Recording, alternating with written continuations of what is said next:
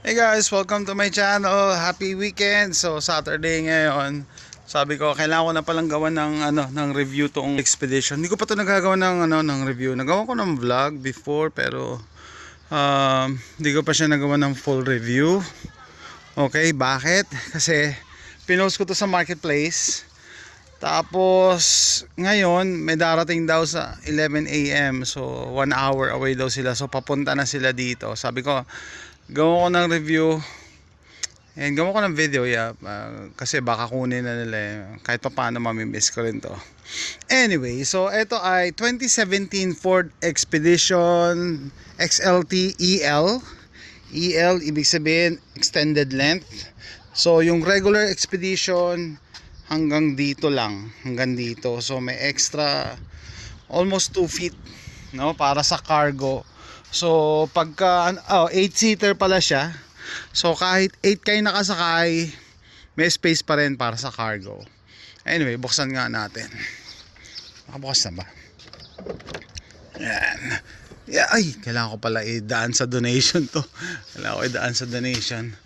So yan, meron pa rin siyang space. And kailangan ko to tanggalin. Hindi ko kailangan bilhin. So may space pa rin para sa cargo. 8-seater. Tapos ano pa ba yung gusto ko,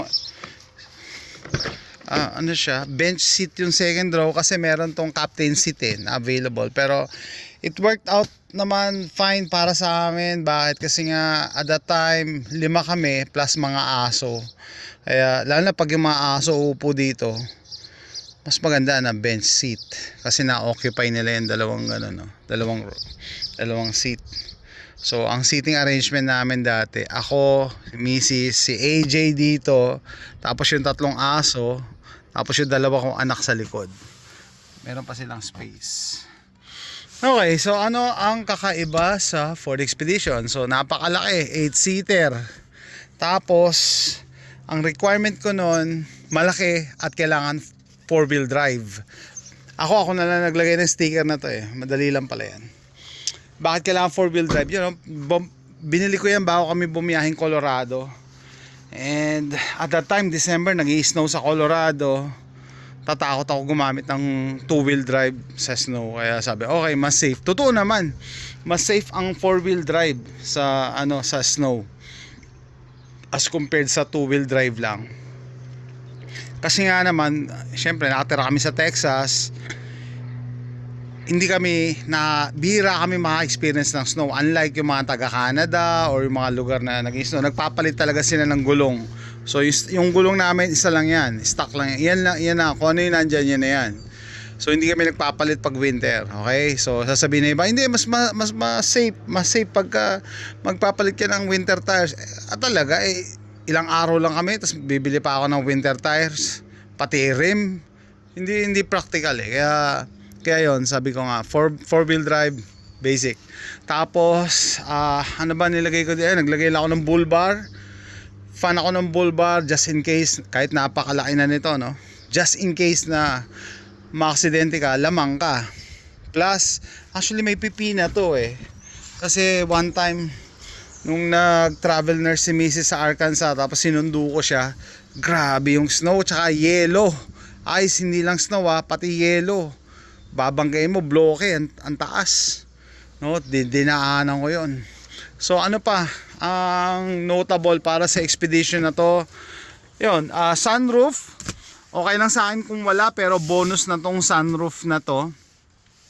Dati nung hindi pa ako nakaka-experience ng sunroof, wow, sabi ko social, gusto ko magkaroon ng sunroof. Okay naman siya, magagamit po pag nag-SUV camping ka kasi may ventilation, mas mahangin yung loob pagbukas, as long as hindi uulan tapos nilalagyan ko yan ng screen para hindi pumasok mga insekto or lamok. Okay, so maganda siya for ventilation, pero kung tatanungin mo, okay lang din na walang sunroof kasi dagdag pa yan sa masisira, and kung sakali magkaroon ng hail, basag yan. Sure na sure. Okay, so ano pa, ito pa pala, ito isa sa mga feature ng Expedition. Kita nyo yung tapakan niya, nag-a-adjust. So depende kung maliit yung driver or malaki. Ayan kita nyo ba?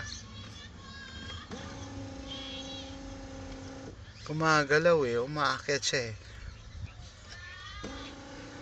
Gumagana. So, yung asawa ko 5 flat, wala naman siya problema kaya hindi na niya ginagamit yan eh. Naglalagay lang ng unan dito para mas kita niya. Actually, nung first time niya itong dinrive, tuwan-tuwa siya. Kasi kahit malaki, very responsive yung makina. Siguro dahil naka twin turbo.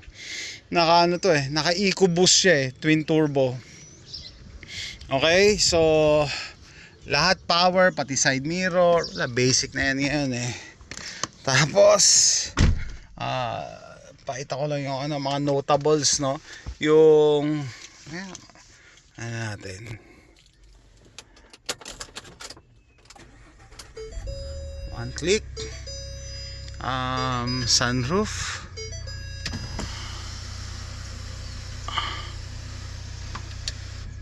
tapos ano to, meron ditong microphone, so pwede kang magsalita. I-command mo siya. Tapos eto, ang isa pang kakaiba, yung rear windows pwedeng gumalaw for ventilation. Ayan. Alam ko yung mga Tamaro FX dati manual eh. Ito automatic. Ayan, automatic. So very helpful pag nagano ka, car camping ka or SUV camping. Yan talaga gamit na gamit namin.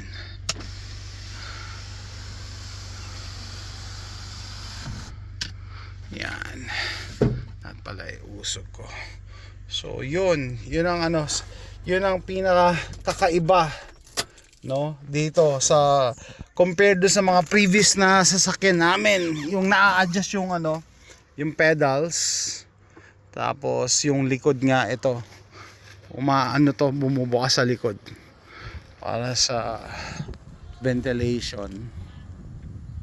Okay, ano naman ang ayaw ko dito? Syempre, ano naman ang ayaw? So, hindi pwede, walang perfectong sasakyan. By the way, ano pala to? Power seats din, no? You know, kahit hindi nakasusi, power seats yan. And maingat ako sa sakyan. Lahat ng sakyan ko nilalagyan ko ng ano, seat cover. Kahit may leather na yan, it protects the seat.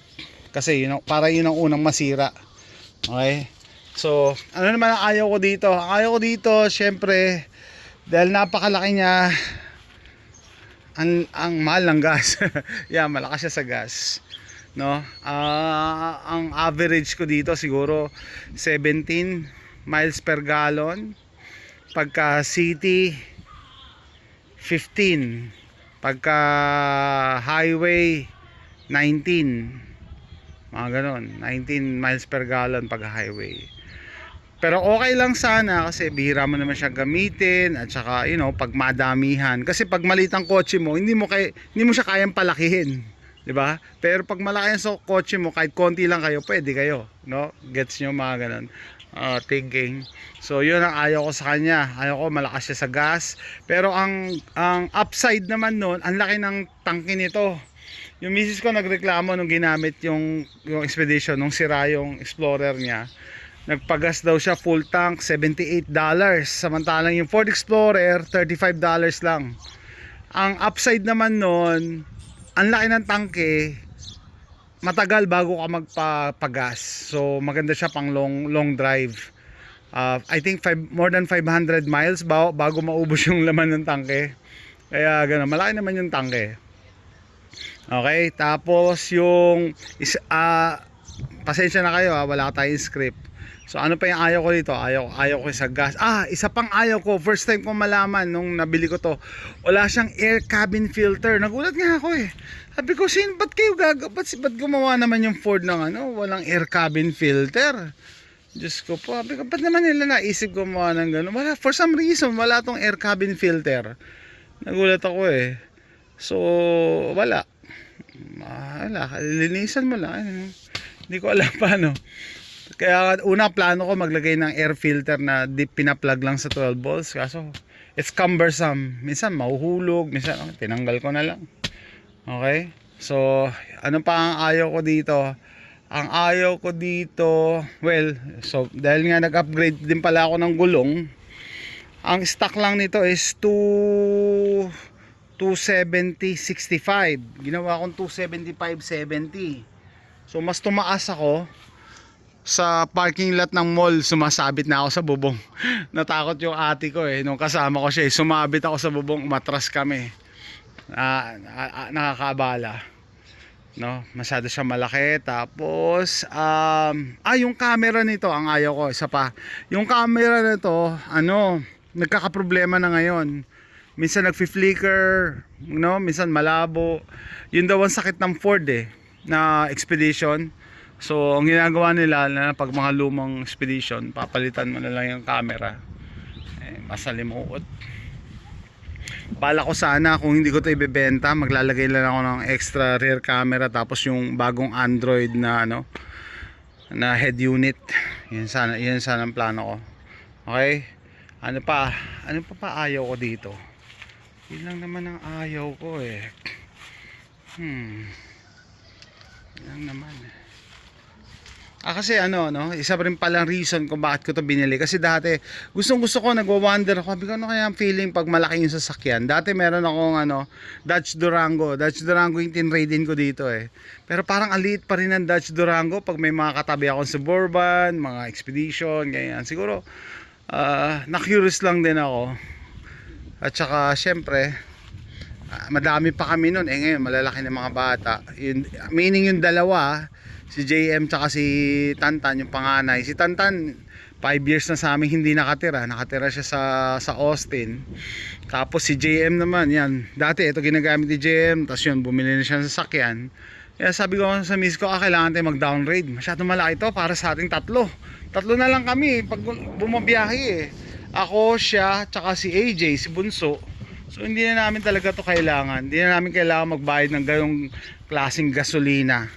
So ang plano ko nga magda-downgrade ako. Kung kailangan ko ng 4x4, baka bumili ako ng maliit, ng mid-size na pickup, hindi na maliit. Like Nissan Frontier, or ayoko na ng Ford Ranger. Maganda sana yung Ford Ranger. Mahal kasi yung Tacoma Or kung SUV uli, Honda CR-V or Toyota RAV4. Yun na lang. Pero for the meantime, ito naaaliw ako dito sa pagka galing ka dito tapos bumalik ka sa maliit, sa sedan, naaaliw ako sa gas mileage 39 miles per gallon, minsan pa nga 40 miles, parang hybrid na 40 miles per gallon. Nakakatuwa ang tipid. Tapos ano pa masasabi ko dito sa Expedition na to? Lahat naman ng problema nito naayos ko na yung check engine light niya last year sa auto sensor, pinaltan ko na, bla bla bla. Tapos yun yan Isa rin siguro kung bakit gusto ko na i-dispatch ito, to be honest guys, nung una sabi ko hindi ko na to iti-trade in, hindi ko to ibebenta, habang buhay na sa akin to. So after 4 years, parang gusto mo ng bagong laruan, gusto mo ng something na pagkakaabalahan, gusto mo na yung mai-excite ka, mga ganon, bagong adventure. Plus sabi ko sa miss ko, parang may memory sa akin may masamang memory sa akin to, yung muntik na kaming maaksidente dahil nawalan kami ng preno, mga ganon, Kaya sabi ko siguro kailangan na mag-move on. Kasi pag nag-trade in ka or nagbenta ka, wala, malulugi ka kasi nag-depreciate Yan ang problema sa mga sasakyan Ang bilis mag-depreciate, lalo na pagka mga brands na basta hindi Toyota at Honda, ang bilis mag-depreciate. So last year 15,000 pa to nung pinuli paid namin.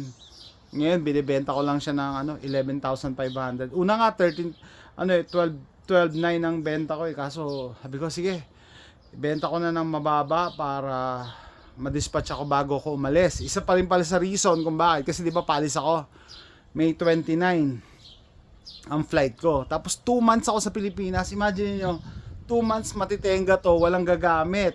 Tapos 2 months nagbabayad kami ng insurance para sa 4 na sasakyan. 3 lang ang driver, ako, misis ko, saka si JM. Di ba, parang sayang.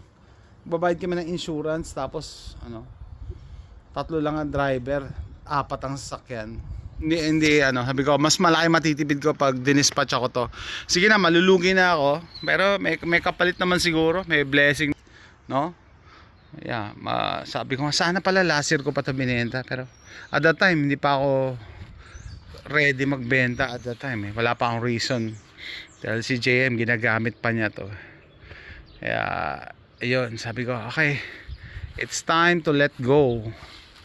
Hindi na siguro masama. 4 years na namin nagamit. Nabili ko to December 2020, so sa December magpa 5 years na siya, no? Maayos naman, hindi walang problema. Kahit pa paano swerte pa rin yung makakabili. Kaya ako na ako ngayon na bumili na lang ako ng used na lang, kasi hindi mo dito sa Amerika hindi sentimental sa kotse, sa bahay. Nagsawa ka, benta mo lang no? So ibig sabihin siguro bibili ako ng used uli, gagamitin ko lang siya ng 3 to 4 years, tapos bili uli ng iba, ganun. Sabi ko nga, nakakatulong yan sa sa mental health, no? Madadagdagan ka ng ng excitement sa buhay, meron ka na naman pagkakabalahan, meron kang gustong gamitin, kaysa yung araw-araw ginagamit mo same old, magiging parang boring. Anyway, mahaba na tong video na to, no? Halos lahat naman ng ginawa ko dito sa expedition na share ko na sa YouTube. So good luck to me. Sana pagdating ng potential buyer, kunin niya na, no? Kung hindi, okay lang. Ang plano ko pala dito, pag hindi ko to nabenta sa gusto ko, hindi ako papayag na baratin masyado, mura na nga Yung CarMax pala, dinala ko to sa CarMax, guys, no? Ang Kelly Blue Book value nito 12,900. Dinala ko sa CarMax. Alam nyo ba ang gustong bilhin ng CarMax sa akin daw is $6,000. Ay grabe, sabi ko, sa halagang 6,000 Ford Expedition EL, tapos naka 4x4 ka pa, 6,000 lang, wag na. Ano ko na lang, I'll just keep it. Gagawin ko na lang extra car yan, pang emergency, pag may bisita or pag magka-camping. Ganun na lang, camping car na lang sa halagang 6,000. It's not worth it, no? Masyadong barat ang CarMax ngayon. I think siguro dahil baka magsara na yung CarMax, no? Kaya sabi ko, I'll try my luck sa sa Facebook Marketplace. So that's it, guys. May luck, sana ma-done deal yung transaction namin dito sa Ford Expedition. That's it, guys. Thanks for watching. Bye.